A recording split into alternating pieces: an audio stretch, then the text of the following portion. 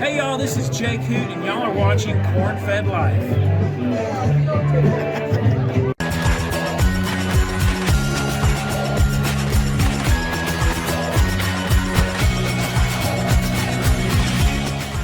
Good afternoon, and welcome to another edition of You News, where you can be the reporter.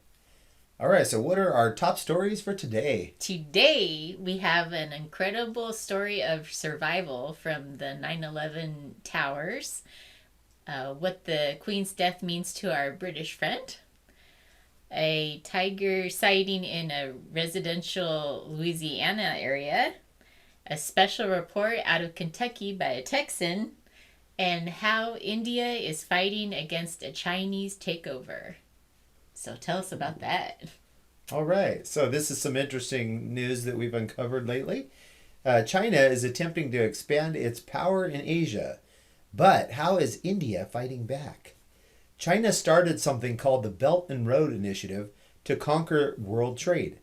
Firstly, China strategically used Djibouti, Sri Lanka, Myanmar, and Pakistan's weak economic situation to surround India. Secondly, they have spent billions of dollars on building oil refineries, high-speed cables, railway lines, and even gas pipelines to build an alternative trade route around India.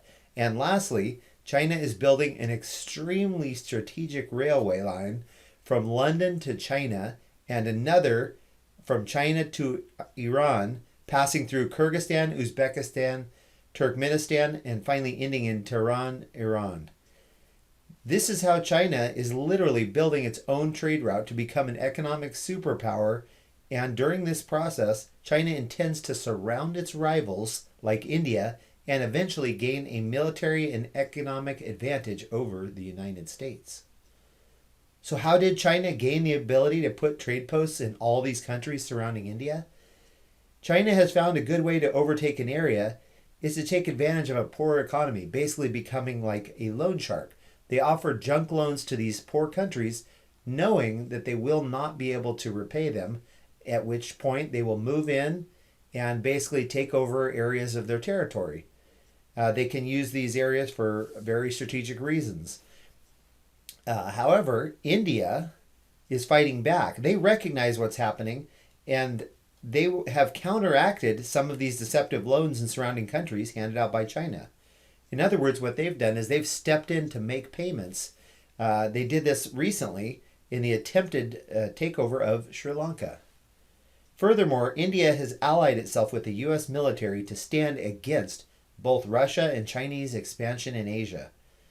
At least they are holding back expansion with their military presence, as no one wants to see world superpowers actually go to war. So thanks to India for standing in the gap against China and actually doing something. Great. Yep. I've even heard rumors that they're trying to expand into Latin America and different countries. They're trying to using the same techniques, just giving them loans that they know that they can't repay. Yeah, and I recently read a story about how they actually withdrew loans from different African countries because they came against so much harsh criticism for doing so. So people are fighting back against this expansion, and it's becoming more recognizable. Before it was going on under the shadows, nobody knew about it. So there is some hope. Yeah, well, I know India for quite some years now. I've followed them, and they've been standing up to China. They do share a common border, and they've actually had some shootings and stuff from one military to the other across the border. There's a lot of tension there, and we're thankful that India is standing up, because it's not easy to stand up to China with all their economic power and military and whatnot. So, good job, India. Yes. Another hopeful story we have for you, a story of survival from 9/11. Of the 9/11 survivor stories, one of the most unbelievable belongs to two men, Brian Clark, a Canadian businessman whose office was struck by one of the planes, and Stanley Pramnath, the man whose life he saved. On September 11th, 2001, Mr. Clark was at work on the 84th floor of the World Trade Center's South Tower. At 9:03 a.m., Flight 175 struck floors 77 to 85 of the building, with Mr. Clark's office at the top of the impact zone.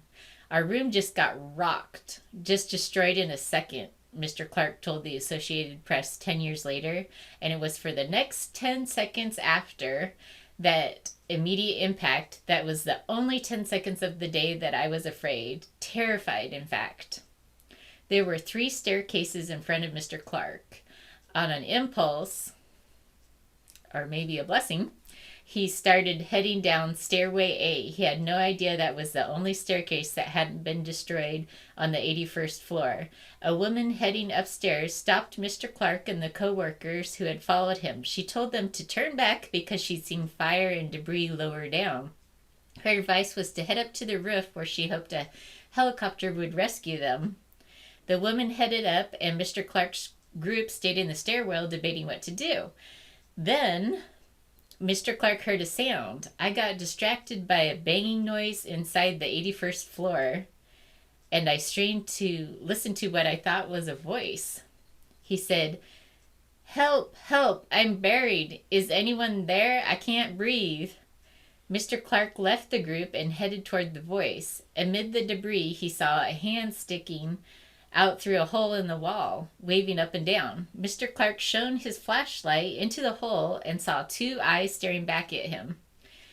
This was Stanley Pramnath, a Fuji Bank employee who had seen Flight 175 approach and ducked under his desk just before the impact. Miraculously, the desk shielded him as his office collapsed. Now Mr. Pramnath was trapped behind a wall. Mr. Clark grabbed his hand and pulled. After several tries, he managed to heave him over the top. Mr. Pramnath was overcome with gratitude. He gave me a big kiss, Mr. Clark later remembered, laughing uncomfortably. I said, I'm Brian. He said, I'm Stanley. We'll be brothers for life. The 2 men headed back to the staircase. By this time, the rest of Mr. Clark's group had headed upstairs, unfortunately, hoping for a rescue that never came. None of them would survive. Mr. Clark and Mr. Pramnath headed the other way, beginning the long journey down 80 floors to the bottom. Eventually, they encountered some smoking debris, but they were able to move it aside. At 9:55 a.m., they finally reached the ground floor. As they left the building, a firefighter told them to run because debris was falling on the street. They followed his instructions. When they were a couple of blocks away, Mr. Pramnath looked behind them. He said, I think that building would come down. Mr. Clark recalled, and I said, there's no way, that's a steel structure. Before he could even finish his sentence, the South Tower began collapsing. Though they didn't know it at the time, Mr. Clark and Mr. Pramnath had escaped just 4 minutes before the collapse. Of all the people on the floors above, where Flight 175 had crashed, only 4 people survived. Mr. Clark and Mr. Pramnath are 2 of them. Looking back years later, Mr. Clark still can't explain why he's alive. What a miracle. Yeah. And just think, if he hadn't have saved Mr. Pramnath, then he wouldn't be alive today. Yeah. Probably would have ended up on the roof with the rest of them. Yep. Yeah, that was a sad day. Now for a lighter story. Yes. We have a report from Jesse of Lazy Ahead. Lazy Dayz Ahead with Jesse and Lisa. Lisa being our homegirl from Roseburg, Oregon. And their channel is all about the retirement life around Houston, Texas. So we head over to Jesse to find out why a KFC closed in K. That's right. In Kentucky, a Kentucky Fried Chicken has been closed for many years, and it's very mysterious. So, Jesse, tell us more about it. Last Saturday night, from Calvert City, Kentucky, we got the news on why the Kentucky Fried Chicken over there shut down in Kentucky. It happened about like 12 years ago. There was a guy staying at the hotel, and he went over to get a chicken leg? pot pie. Oh, a pot pie. And it took like 45 minutes to get it. And well, keep in mind the owners that owned it were actually from Alabama, so they never knew how bad their staff was. Like they had they had a lot of issues. Like one of the managers I do remember whenever I used to go there when I was a kid, a manager got fired because he lit a cigarette on fire, or like he lit a cigarette in the kitchen, the whole kitchen caught on fire. Oh no! Bad news, guys. So it's a cursed Kentucky Fried Chicken. It's a cursed Kentucky Fried Chicken from Alabama. But then the guy came back saying it was ridiculous. So that within that morning, he bought the company, he bought the building, and like fired all of his staff, like all the staff, like the next morning he bought it. And the owners that from Alabama came up, got their stock, and it's been shut down ever since. Folks, right there. That's why they shut down a Kentucky Fried Chicken in Kentucky. Fried Chicken. But the owners of our hotel was actually they found that the person that bought that property was actually in the same office building as them, and they went to go try and buy that from them. But he's asking for like almost $3 million for that lot. Oh wow! Even though everything has to literally be torn down and everything. It's a Kentucky Fried Chicken in Calvert City, Kentucky. Is no longer in business. Middleman. You heard it straight from the middleman. So, Craig, Kareen, we're signing off. Thanks, Jesse, for sharing that story with us. That's quite interesting. Yes. All right, so if you're interested in following a fun and exciting channel, make sure you check out Lazy Dayz Ahead. We'll have a link in the description below. And although their channel is about slowing down in retirement, according to the title, if you watch the channel, you'll see they are anything but slowing down. Maybe that's something they dream of doing someday, but they are always doing something, always up to something fun and exciting. Very good. All right, so I asked our friend in England, Snehal Rabheru, to relate what the Queen's death has meant to him as a citizen of Great Britain. We were very curious. And this is what he wrote. I'd say since I was born in 1976, there's always excitement when we see the Queen on television. Every Christmas, the Queen gives an annual speech on the successes, struggles, and achievements of the UK and over the world. We will surely miss that as she expresses her thankfulness to all those who serve our country, including healthcare workers, like Snehal. Many of the governmental organizations have had Her Majesty in front, like our tax is Her Majesty's revenue, and custom and our equivalent of your CIA, which is MI5 and MI6, known as Her Majesty's Secret Service. All our currency has the Queen's head on them, so it will be strange once our money gets reminted to see if we will still have the Queen's picture on our coins and notes. That would be really odd to see the money suddenly look completely different, like we no longer have Washington on the $1 bill. Our post office boxes are all engraved E2R to signify Elizabeth Regina II. Regina, I think, is Latin for queen.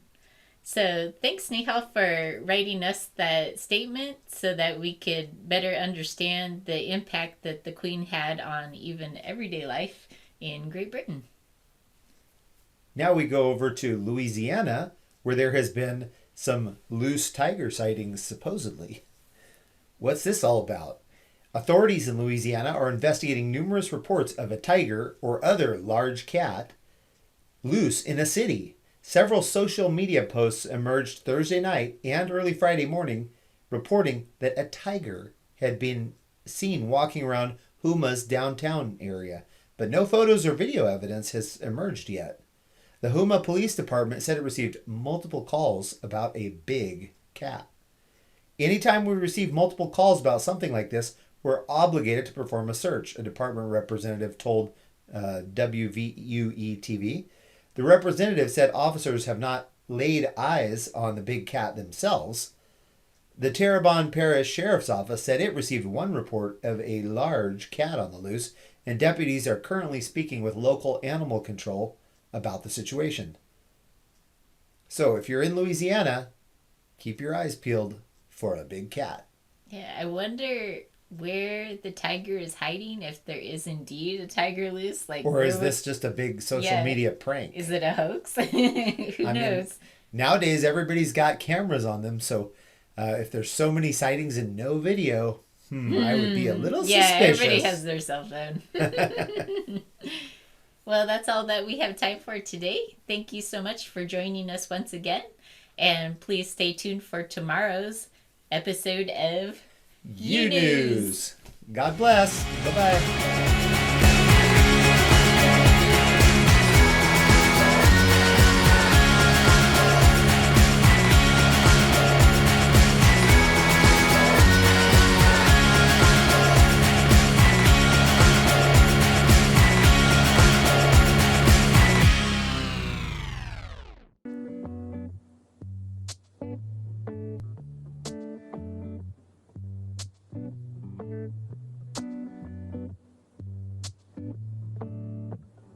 Maybe a moonbeam to light the way when the evening comes. Hasn't to worry, don't care about the cold outside. Only a glad wish